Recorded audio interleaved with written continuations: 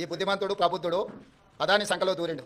ఈ సిగ్గులేనోడు అదాని గురించి నా గురించి మాట్లాడతాడు. Adani Elbit systems defence unit at Mamidipalli, operation cell manufacturing unit at Mamidipalli under construction. National highway projects Khammam to Suryapet national highway, Mancherial to Repallewada national highway, Khammam to Kodad national highway, 750 kV transmission line project. ఇన్ని ప్రాజెక్టులు BRS ఇచ్చి ఆయన వైఖరి చూస్తుంటే నాకైతే ఒకటే అనిపించింది, టిటి నాయుడు గారికి చిప్పు దొబ్బింది అనిపించింది. ఇందులో నేషనల్ హైవే ప్రాజెక్టులు బీఆర్ఎస్ ప్రభుత్వం ఇచ్చిందంటాడు, నాకు ఎంపీగా పనిచేసిండు.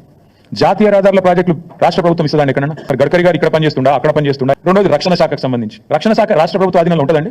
రాజ్నాథ్ సింగ్ గారు ఏం చేస్తున్నారు? మరి 150 kV ట్రాన్స్మిషన్ లైన్ ప్రాజెక్టు, ఇది కూడా మాది కాదు, సెంట్రల్ గ్రిడ్. ఇది ఇవన్నీ గింత పిచ్చిగా, గింత మూర్ఖత్వంగా, ఇంత అవగాహన రాహిత్యంతో ముఖ్యమంత్రి మాట్లాడితే ఆయన ఏమన్నా చిప్పు దొబ్బిందని పోతే నేను రైపోర్టు కూడా కేంద్ర రాష్ట్ర ప్రభుత్వాల సంయుక్త ఆధ్వర్యంలో చేసేది, దానికి కూడా కేంద్ర ప్రభుత్వం అనుమతి ఇవ్వాలి.